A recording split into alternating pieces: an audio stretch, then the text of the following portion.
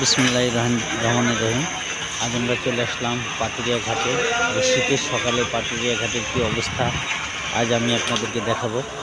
দেখুন, কুয়াশা এখনও সম্পূর্ণভাবে যায়নি, নদীর মাঝে কুয়াশা আছে, কুয়াশা ভেদ করে সূর্য উঠে গেছে। আজ এখন ফেরি ছাড়বে। আগেও সকাল থেকেই ফেরি আজকে চালু হচ্ছে। কুয়াশার জন্য ফেরির কোনো সমস্যা হয় নাই, ছাড়তে নিয়মিত চলছে সব ফেরিগুলো। তবে অন্যান্য দিনের তুলনায় আজ একটু ফেরির সংখ্যা ঘাটে বেশি ছিল, তাই আমরা আসার সাথেই ফেরি পেয়ে গেলাম। দেখুন, যাত্রী এবং বাস, ট্রাক সব কিছু ফেরিঘাটে আগের মতো স্বাভাবিক আছে। আমরা এখন উপরতলায় যাব, দেখেন একটা ফেরিতে কী কী থাকে।